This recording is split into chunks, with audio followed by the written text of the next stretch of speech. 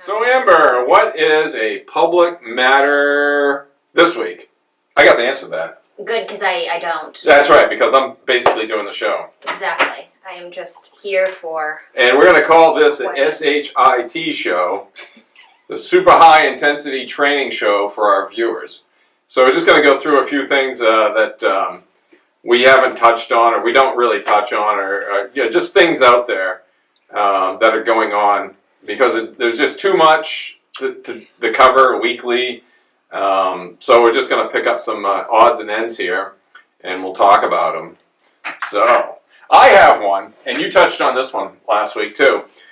Did you know that major companies, for instance, here in the United States, well, just call it Western Europe actually, the Western countries, their advertising, their displays for their logos and so forth are different. For instance, the Middle East, their logos and their advertising than you mean like their handlings for when they do social media, which is what that's called, is the little picture that they show. For us, it's all pride. That's correct. In the Middle East, it's normal and not any kind of rainbow or June month propaganda. No pride month over there. There's no pride parades in the Middle East and in Africa. However, so these companies have come up, and we have a completely different advertising scene. For instance, Mercedes-Benz has a rainbow emblem for us in Western Europe, and same thing with BMW, Cisco. Oh, they all do. Yeah. I mean, like for instance, General Energy, which is over here and over in Saudi Arabia, and there is no. It's all rainbows and sunshine for the United States or probably Europe, but it is not for GE Saudi Arabia. That was completely normal. Looks just like your GE refrigerator or dishwasher.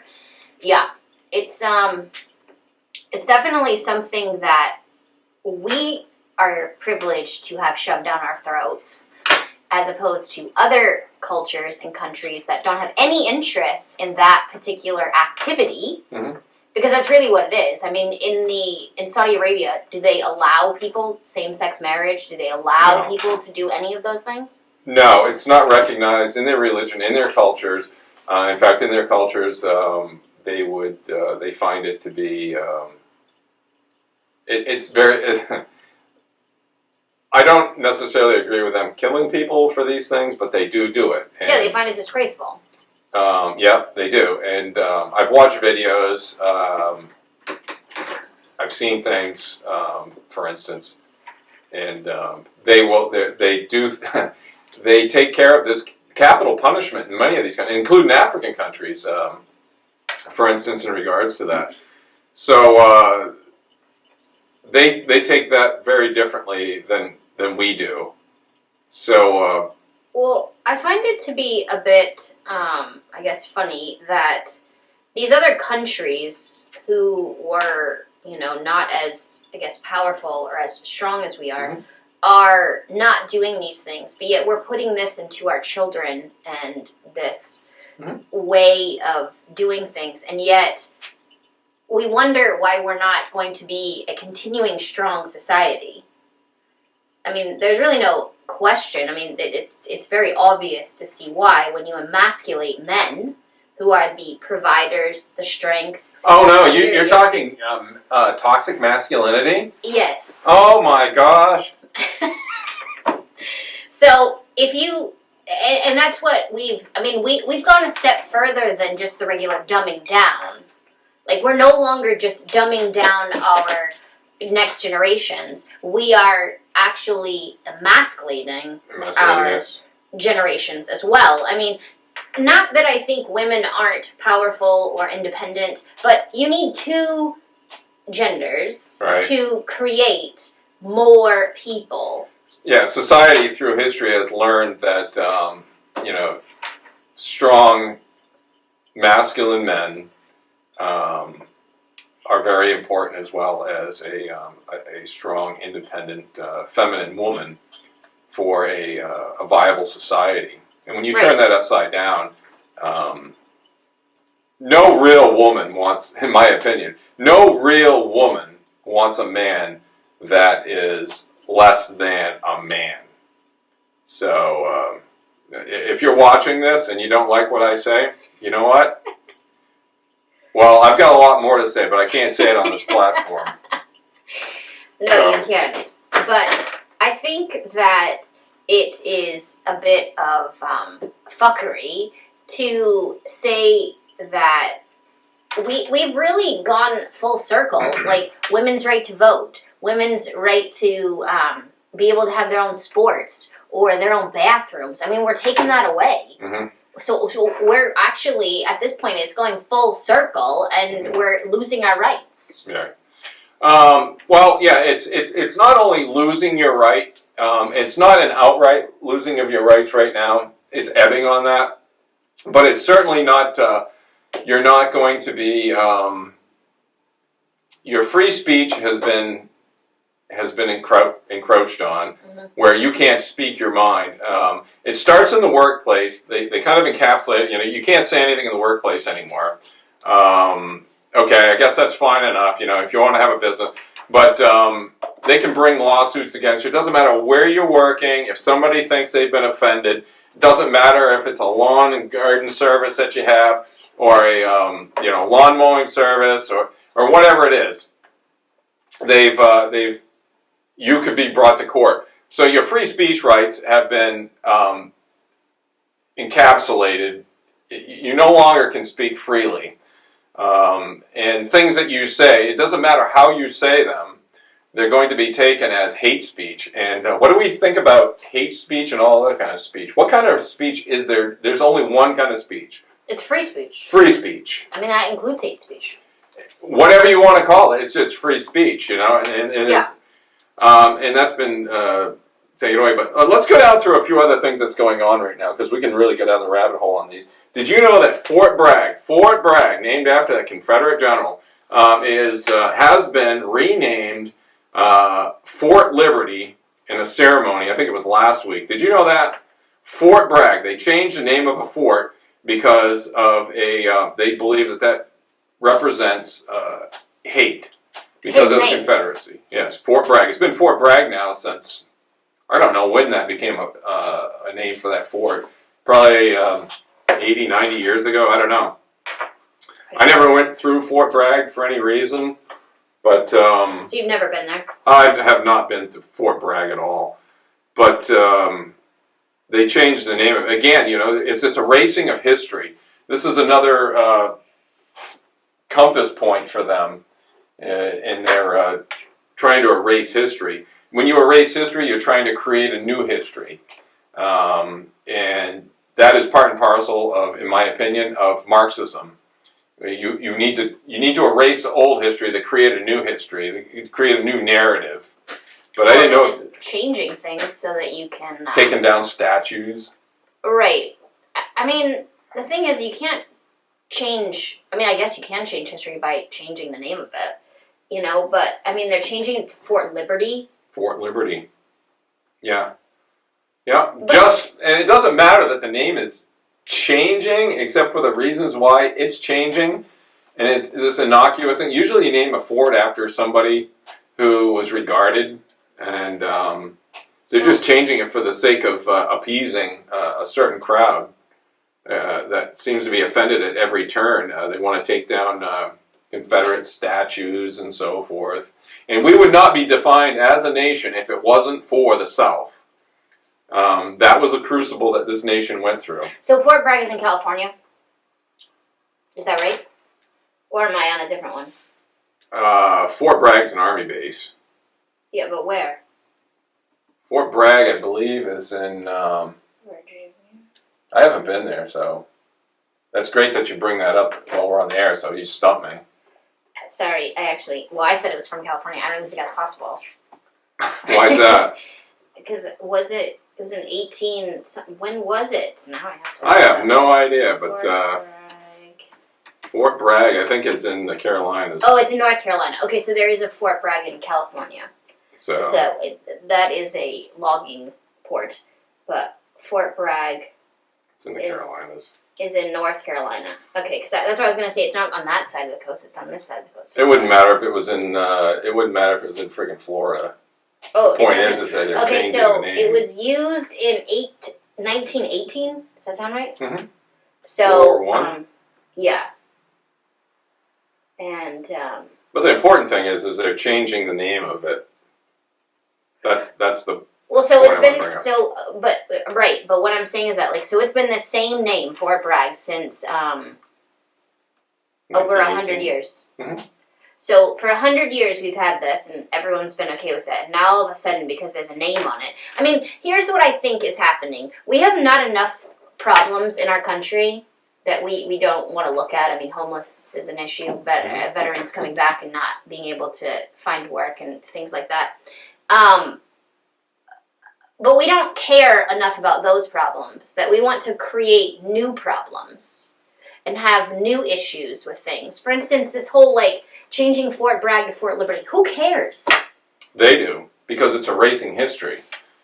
Well, of course they want to change history and they want to make it different. Mhm. And if they change the name after 100 years, I mean, here's the thing. I mean, in this generation, now they're going to know it as Fort Liberty. They're not even going to know who Fort Bragg, the whole purpose of that was, or what it was. They're just going to rechange it. Yeah, they're going to change it because it doesn't suit their narrative. They think that the Confederacy was such an abomination on this nation. When, if you would really look at the history of it, the reason why they were seceding was because of state rights. So, what did we just determine a while ago about abortion? They said it was a state right. Constitutionally, it talks about the fact that states have certain rights, and including the fact that they have the right to secede. So, at that time, they believed that the right of the state to choose to have slavery or not was the real issue. It wasn't the slaves.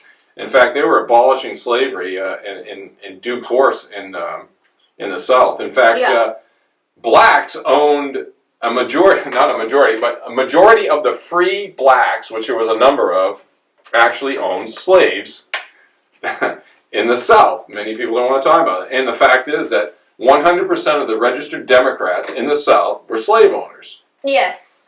They were also the founders of the Ku Klux Klan, but we're not going to get into that. No, but anyway, the point is they changed the name of that in regards to, changing the name to fit the narrative because they think that anything to do with the Confederacy is bad and that they want to change history in order to essentially rewrite it. If you get rid of if you change the history or erase it or attempt to erase it, then you can forge forward with this new narrative, which I think is just a bunch of shit. So wait, isn't it in George Orwell's 1984? He was actually a Marxist, but it said, what was it, double speak?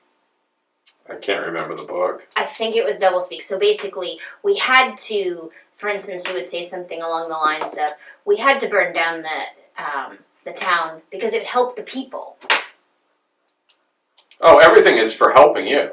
Right. So, we had to kill all of these people because it helps us grow as a community and it makes us better. I mean, that's the whole cancel culture's idea. Again, yeah, that's a term right there. Cancel culture. Remember that. Cancel culture. That's the term I was looking for. Well, the cancel culture, which is what this is, Bragg to Fort Liberty, is canceling out the fort itself and now making it this rainbow... liberty of, and it's just because you use the word liberty doesn't make it better. It doesn't make it great. It doesn't make it, you think oh, this is wonderful. What is the, why? Well, you're removing your traditions. Right. You're removing your traditions that you once said, it's part of your culture. Right. The Civil War did take place. Mm-hmm. 612,000 Union and Confederate soldiers died to settle that score, and in my opinion, they paid the price. So there's no reparations. In my opinion, I don't care who says it. Even one of my favorite people to go look at their quotes from is Walter Williams, as you know, And he said reparations is fine if you can find one person that's still alive that was affected by slavery. And I even disagree with that because, in my opinion, 612,000 lives are that's enough to pay the price. And of all the soldiers and the people that died during the war? 612,000 Confederate and Union soldiers died during the Civil War. More soldiers died in the Civil War than in any single, combined, World War I, World War II, Korea, Vietnam, and Afghanistan and Iraq combined. There was more soldiers that were killed in that war than any other war. And the price for freedom has been paid. We do not owe anybody anything for anything. The price was paid. So. Well, here's the thing too, is that like what people don't also look at. So there was, I know that slavery is bad and it's not good, but there was a time where slaves could pay for their freedom, and they could pay and almost essentially buy themselves.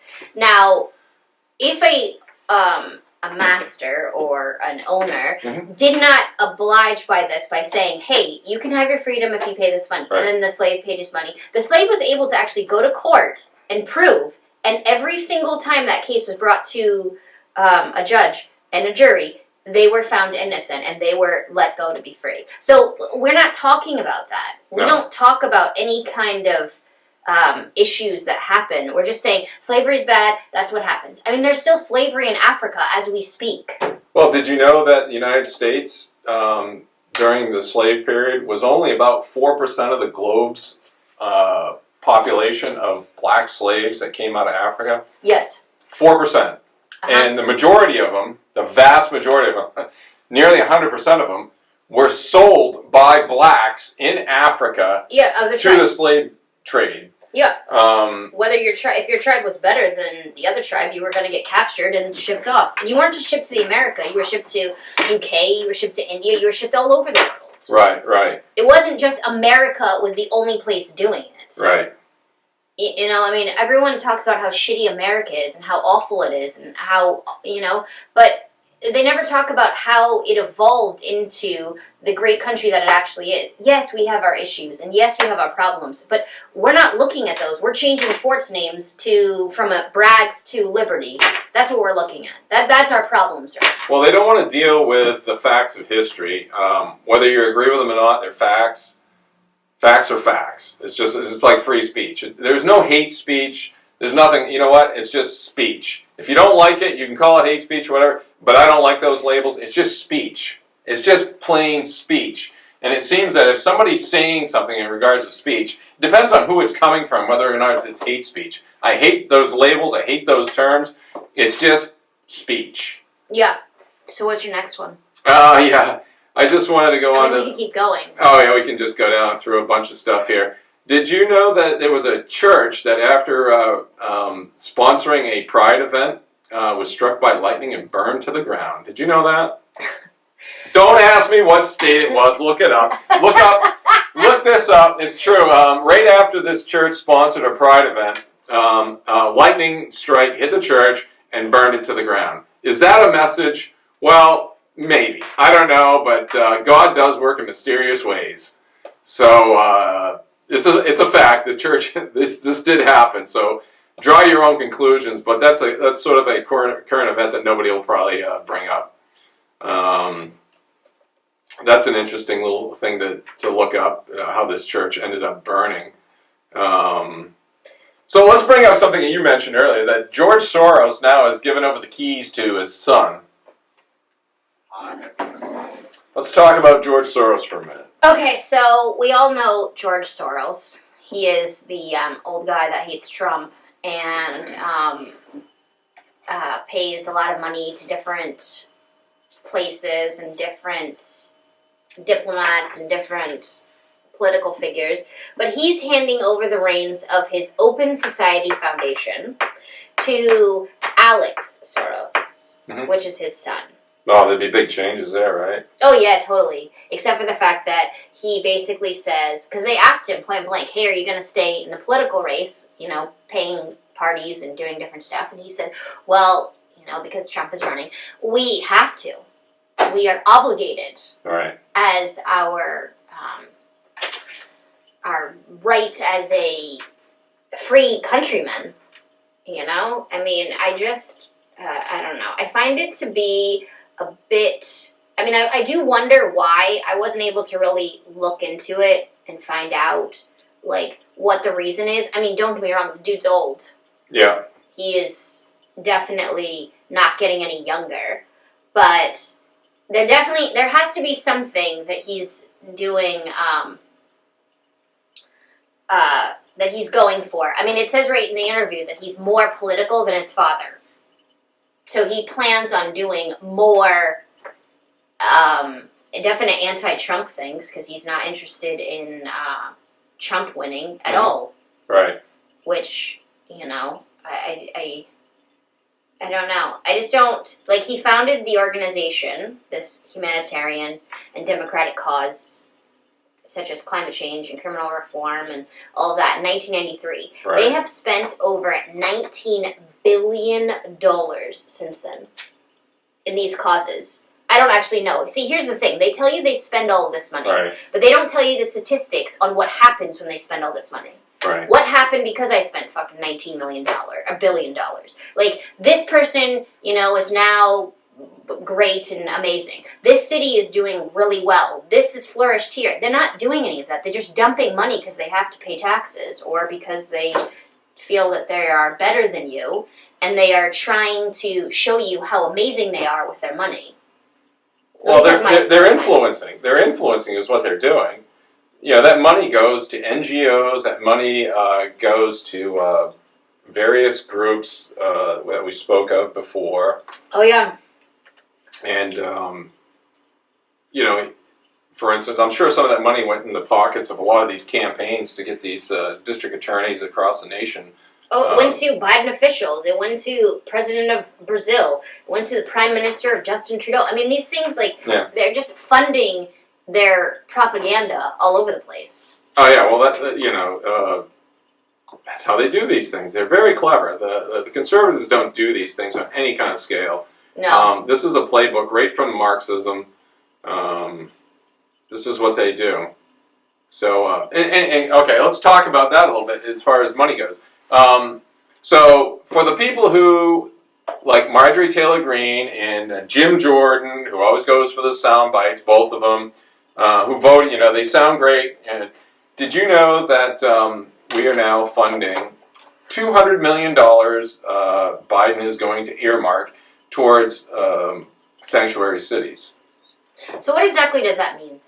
That they don't cooperate with, these cities will not only give out benefits to people who are here illegally, oh, so wait a minute. but they don't cooperate with, for instance, the state? Well, they don't cooperate with deportations or any of that stuff. It's a sanctuary city. They grant them all these rights, and they don't cooperate with any kind of deportation efforts that may still exist, if they will, under this administration. That's what a sanctuary city.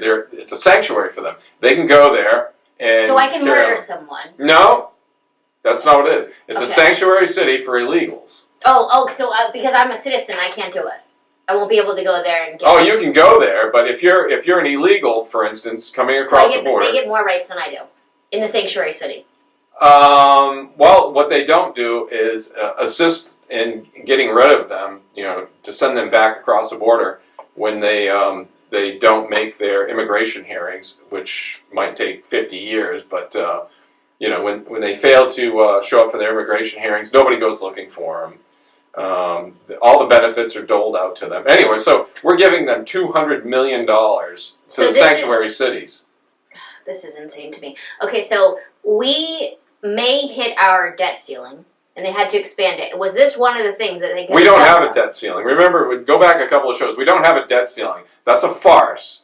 That could be anywhere from $4 to $6 trillion or more, because this only kicks it out until 2025. And beyond that, there is no real debt ceiling. Remember this. There is no debt ceiling. This is the problem with this last budget. This is why we don't like the Uniparty. Can't stand Republicans. I can't stand Democrats. There were some Democrats that didn't vote for it for various reasons, like Ilhan Omar, for whatever reason she didn't. Not that I'm in line with her. But we're just raising the bill up on every American citizen that pays taxes forever and ever, and it's inflationary on top of that. But they're going to use that money to fund $200 million of sanctuary cities. I'm sure that's going to help things just tremendously because we need these people here illegally. Yeah. Okay. So then, all right. So I don't know what you next have, but I do want to bring up the Canadian fires. Oh yeah, let's talk about the Canadian fires. Because I know that you had something about that. Yeah, the Canadian fires. Here's an interesting thing. Take Quebec province. I think it was last week. There was 27 fires in southeastern Quebec province that were essentially they ignited within minutes. So there was of each other. So 27 fires within like do. So it's almost like an explosive. No, not an explosion. They were all they're hundreds of miles apart in many cases, but they all started essentially at the same time, within 30 minutes, an hour, or whatever it was. So again, so lightning struck each one of those within 30 minutes to an hour. Yeah, okay. And I have a bridge for you if you want to buy it. So if you want to believe this nonsense, again, let's take some of that Bud Light that's nobody's buying, and let's go up there and dump it on their fires because that's just like statistically an anomaly that can't happen. Sort of like 180,000 votes for Biden in Philadelphia at consecutively, a statistical impossibility. So if you want to believe that these fires are just natural occurrences, I think there was 271 at last count. So look into that. Look at the satellite imagery. You can find it on the internet if somebody hasn't scrubbed it out. But look at the imagery and look at the timeline where 27 fires essentially start simultaneously.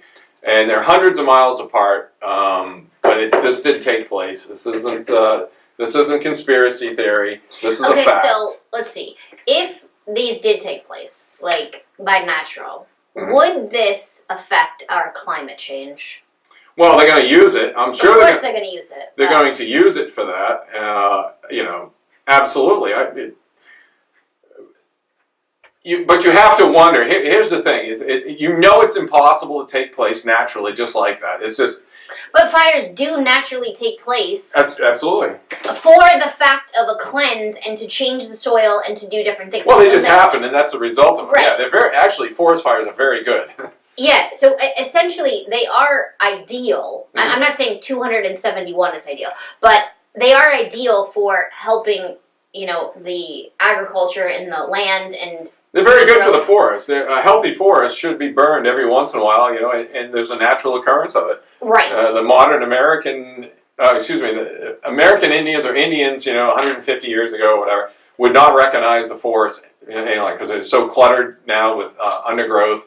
They had very clean forests then because there was nobody to put them out, so they just burned through. Right. And people think, it kills trees. Well, it does some, but most trees thrive on the fact that now they have this alkaline soil. Yes, that's what it is, the acid in the ash. Right, it's very good for them, and they rejuvenate. If you've ever seen a forest after a fire's gone through, give it a year or so, they're just green and lush and beautiful, and undergrowth is just wiped out. Vermin are gone, the rats and all that stuff. All the bugs are gone. We're overrun with ticks nowadays. And one of the reasons why we're having such a damn tick problem is the fact that we don't have forest fires anymore.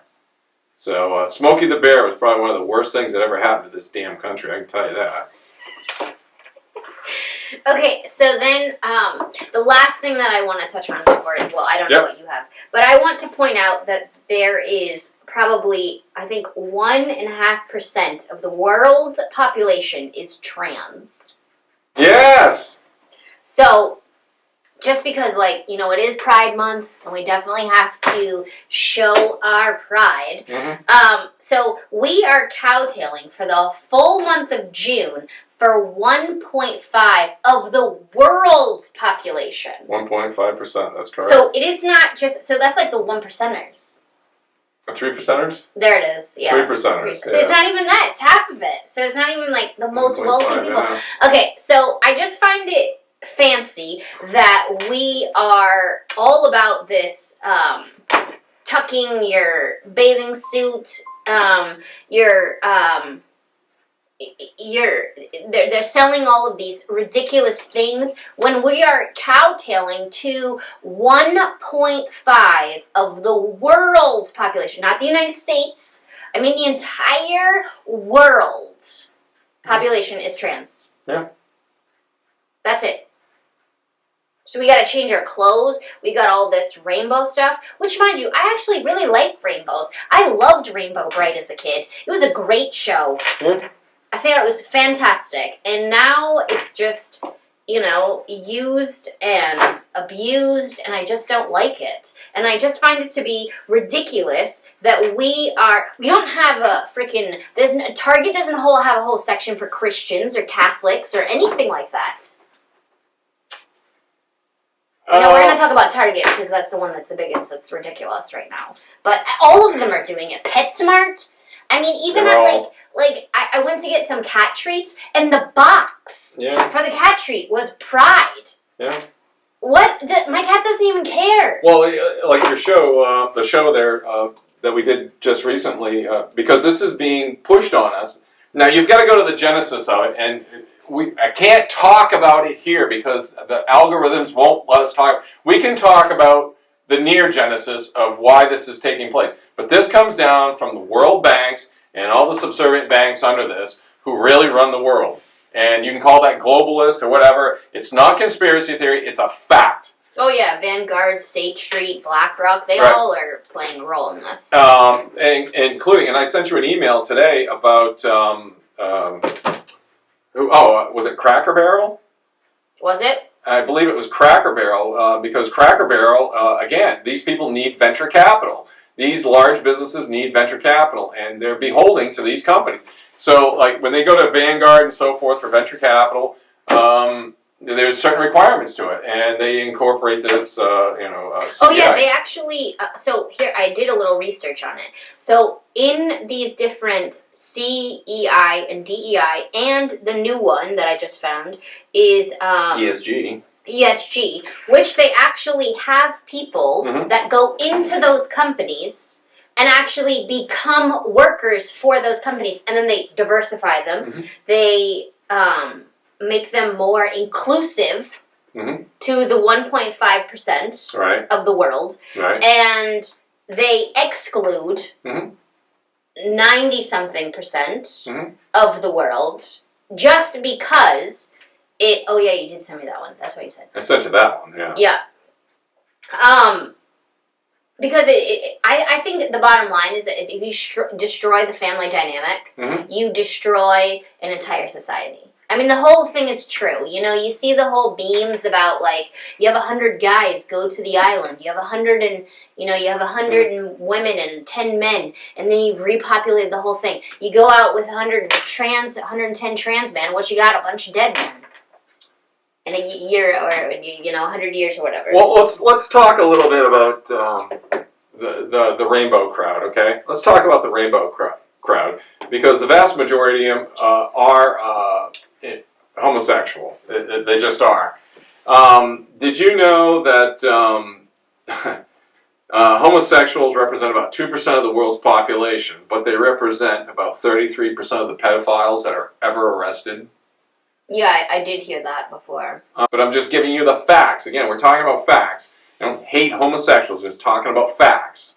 78% of homosexuals have STDs. That's a fact. 78% of STDs we belong can to go into homosexuals. a whole show about HIV and that whole fucking problem. Here's another one, too. Again, 2% of the population is made up by homosexuals, and we can include the LGBT crowd. And of course. Did you know that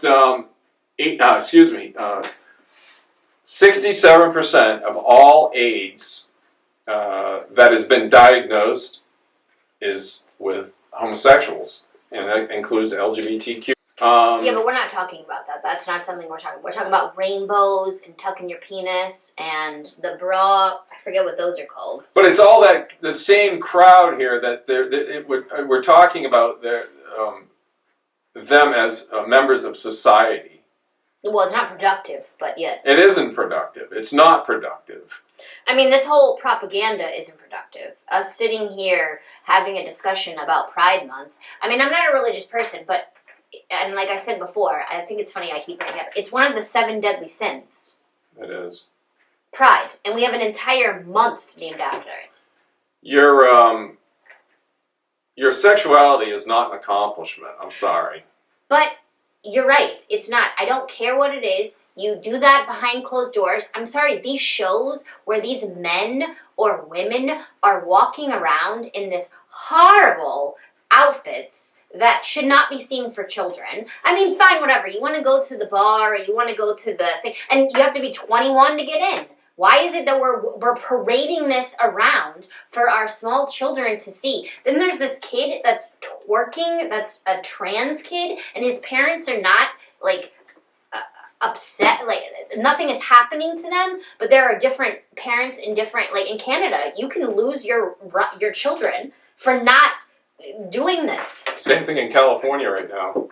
Yeah. California just passed that same law. So, I mean, it's mind-boggling that the government, and see, this is where I stand with the whole government being too big and too much, because how is it that the government gets to tell me what the fuck I can do with my children? That's not your place. I didn't have children so that you could tell me what to do with it. It takes a community to raise a child. No, it right? doesn't. That's horseshit. I am so over that frickin' phrase.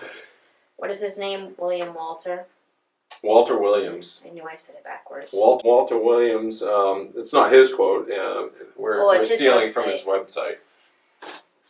Something that is relevant to either the budget or this new LGBTQRSTUV plus 2, 5, whatever the hell it is now, because I really don't care and I've lost track and I'm disgusted by it all. We all fly under one flag in homosexuality or being LGBTQRS, whatever it is. All right, so here's one from Ben Franklin. I don't know if it's great, but it says, I am a mortal enemy of arbitrary government and unlimited power. I am naturally very jealous for the rights and liberties of my country, and the least encroachment of those invaluable privileges is apt to make my blood boil. Yeah, he was pissed off, and he's basically saying the government has overreached itself, so you should be pissed off. Right, which I feel is true. I mean, the government is having pride, like, this woman showing her, or this man, this thing is showing her boobs at the White House. I mean, I'm not... Do the people out there know that there was a trans woman, if you want to call her that, whatever you want to... So wait, hold on, I have to get this. So, does that mean that was a man, and now it's a woman? That's correct. Okay, so it's a man who got fake boobs, who is a woman. Is that the idea? Do I have the chain of events? Yes, it was a man who's not a woman. It's a trans woman. It's not a trans man. It's a trans woman. I get confused. All right, you don't have the parts of it. You shouldn't be doing it. But go ahead. Well, her name was Rose Montoya, and she did expose her breasts on the lawn of the White House during a Pride event there that was sponsored by the Biden administration, Biden in the White House. So you have this debauchery going on, and that's okay, right? This is making the United States the laughing stock of the world. We no longer have decorum. We no longer have taste. We no longer have good character. This is what we're known for now. This is the stuff that's going on. You got drag shows on our military bases. You got soldiers who are overweight, unmotivated. You got sailors doing the same thing on aircraft carriers. You got Lloyd Austin claiming he didn't know anything about these drag shows going on bases, which is a bald-faced lie. You got General Milley doing the damn same thing. I remember when I was working for the federal government reading about this drag shows going on in aircraft carriers that were deployed. For them to say it doesn't exist, it does exist. And this is the result of it. This is the final result, and it's not over. It's going to get worse. This woman exposed herself. Yeah, but so I know that she exposed herself. What did Biden say? Nothing that I know of. No, he did. He made a quote. He okay. said... All right, I have no idea. I have no idea. If you know it, tell me, because I have no idea what he said. He said... It's not in this one? I couldn't tell you. I don't know what he said. he said, okay, I'm going to paraphrase because I don't actually, it's not even in there. He said something along the lines of, I stand for these, or I stand for this, and I am, like, I'm paraphrasing, this is not the exact But he didn't say that in But- response to her burying herself. He was talking about the trans crowd and Right, but their he says, I stand with you, I support you 100%. But he's not saying that to the veterans. No. He's not saying that to the people that came back. Right, but let's put it in context. He was talking about the Pride event and all that. He has not come out and made a statement about this person bearing their fake breasts on in the South Lawn of the Oh, White he's not House. going to. Nor have they addressed the fact that the LGBTQRS pride flag was improperly displayed in the center off the balcony of the White House. Again, these people have no regard for the nation and its tradition, and we are bowing down to 1% of the population. So there is no, if they want to call us a democracy, which it's not, it's a representative republic, either way you want to look at it, the majority is being ruled by a vast minority. Okay, so we're going to end with this. So it's Abraham Lincoln. He says, no man is good enough to govern another man without the other's consent. So we need to make sure that we are not being governed by someone else that we don't consent to and that we don't want to be a part of. Like, it has to be known that this is horseshit and it's not acceptable. Yeah. Yep. So I think that, well, I mean, we could keep going, but we should end off and be done for today. Okay.